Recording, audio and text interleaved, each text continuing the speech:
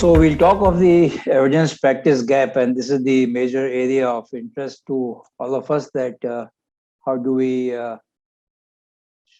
fix or we fix this gap, which is very important not only in our country but all over the world. I begin with a story, and the story was told by Satish Kaushik, Satish also in the earlier parts of this session. And this is the story from the Pure study. Professor Gayat is from McMaster, and many of us have. He is a colleague of Salim Yusuf, and we have been working with Salim for the last 20 years now. And this study, known as Prospective Urban Rural Epidemiological Study, was basically designed in India and then went on to 17 countries in the first phase, and now it is about 25 countries. Now, what normally we expect is that the risk factors in Indians are much more as compared to the other parts of the world, and that was the usual expectation, that we have greater prevalence of risk factors. But the Pure study showed that the risk factors, the inter-heart risk score, was lower or lowest in low-income countries. This includes India, Pakistan, and some countries in South Asia, and a couple of countries in Africa. So the risk was low, but then if you look at the event rates for major cardiovascular disease, that means either acute MI or strokes or acute coronary syndromes, much more higher in the low-income countries, including India. Now, these are follow-ups of about 150,000 people, from India about 30,000, 10-year follow-up data. And what you see this other slide is that, contrary to usual belief, the mortality was much more in the rural population of India as compared to the urban population. So clearly there is a paradox, and this paradox was highlighted earlier: low risk factor, high CVD mortality. Normally you expect that the risk factors are high, there will be high mortality, but here there is a paradox in India and other low-income countries. And what has been highlighted is low quality primary prevention, acute CVD management. But what we believe is gaps in secondary prevention are also important. And there are lots of gaps, and I'll just show you those things. Now, this is just a slide to show the short-term mortality following acute coronary syndromes in India. You see large registries. Create was 20,000 people. Kerala ACS was 25,000. And then there are small registries from Himachal, Assam. Substantial mortality from acute STEMI, almost 10 to 12%, which is almost twice the mortality in GRACE in Europe, Euroheart again in Europe, and ACTION in the US. So clearly, we are not doing well as far as the acute coronary syndrome management is concerned. But what today's focus is secondary prevention.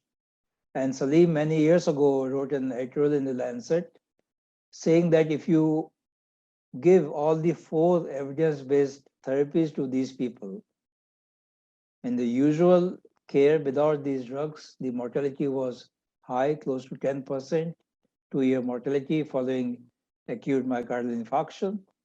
Give aspirin, it goes down by about 25%.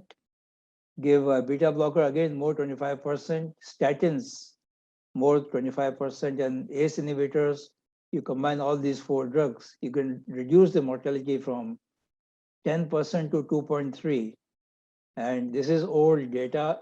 Current data suggests that you can reduce the mortality, the annual mortality, to less than 1% if you use good quality secondary prevention.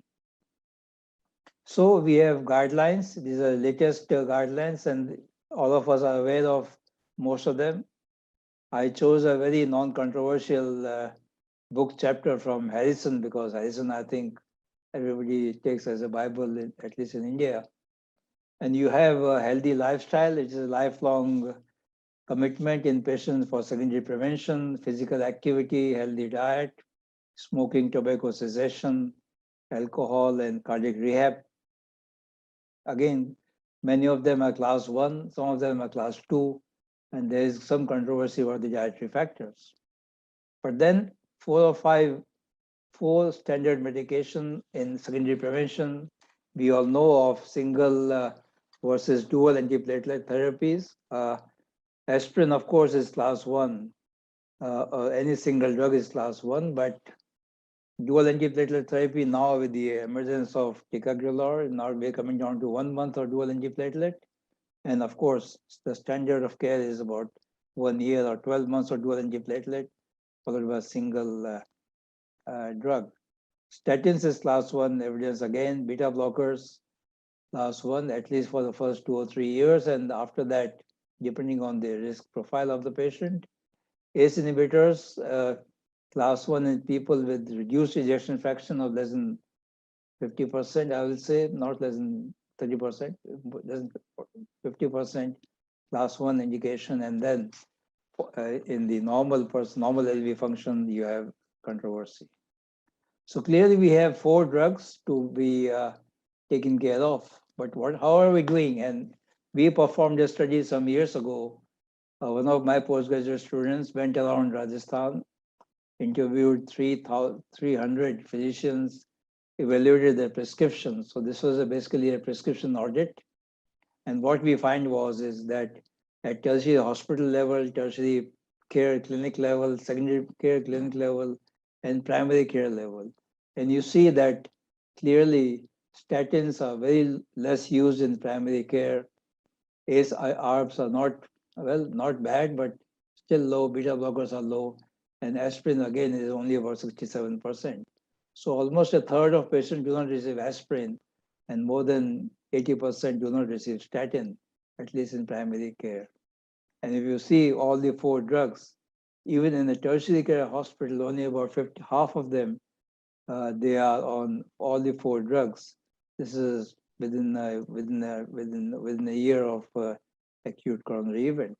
So clearly there are gaps in the prescription by the physicians. But in the pure study, what we found was that what are the gaps at the level of community. And what you see here is about 3 to 4 years after the acute event, people who are known coronary artery disease, how are they taking all these 4 drugs? And clearly you see in the low-income countries and the lower middle-income countries, including India and China, the use of these drugs was extremely low, less than 1 in 5 on antiplatelets, 1 in 10 on beta blockers, 1 in 10 on ACE ARBs, and less than 1 in 20 on statins. So clearly, huge gaps as far as the consumption of these drugs is concerned. One factor which determines the consumption is availability and affordability.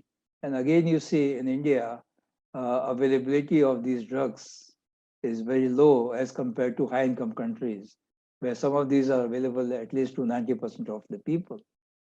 And if you don't have availability of these drugs, follow-up of the pure study cohort has shown that the mortality is almost 20 to 30% greater if you are not on these drugs as compared to if you're on these drugs. So what can be done? And I'll just briefly summarize what are the evidences of what needs to be done. Professor Gayat talked about high quality clinical care. And I think this is the most important criteria. And that's what is the missing link in low-income countries, including India. We do not have focus on high quality clinical care, especially in primary and secondary cares. Our definition is patient safety, effectiveness, patient-centeredness, and strong health systems. And the IOM Institute of Medicine definition is it has to be safe, effective, patient-centered, efficient, timely, and equitable. And I think it's very important for all of us to remember that we need high-quality clinical care, both in primary prevention and secondary prevention and acute coronary syndrome care to reduce mortality. How can we promote secondary prevention? Because we are just focusing on secondary prevention. There are a long list of interventions, could be physician specific. We need to educate our physicians. We need to have a regular audit and feedback programs, use of reminders, computers, task substitution, collaborations, campaigns, quality interventions.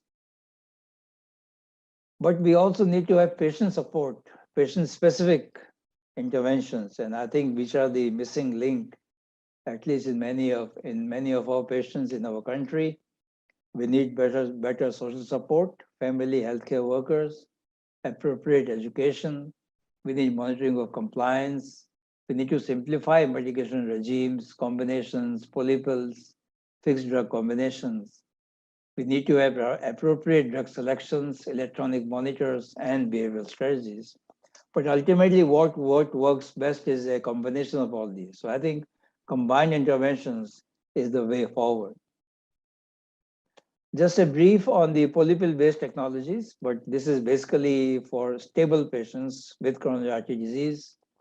In ischemic heart disease, we have a number of trials showing combinations of statins, antiplatelets, beta blockers, ARBs. At least the Empire trial showed that they promote adherence at the end of 2 years in low-income countries, including India and Britain, both in the high-income and low-income countries. So it's important, but as physicians and cardiologists, we always debate titration, but we need titrable formulations. Fortunately, in India, they are widely available, but not in most parts of the world. There could be polypills for heart failure.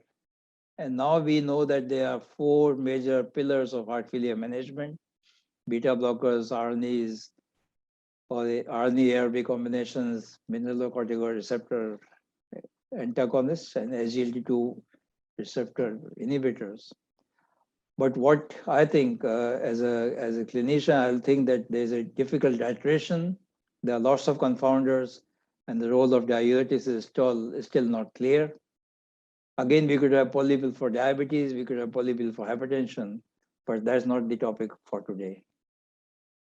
Technology is important, and I think there's the way of future, that technology and patient empowerment are important. And Eric Topol has written a very nice book on this.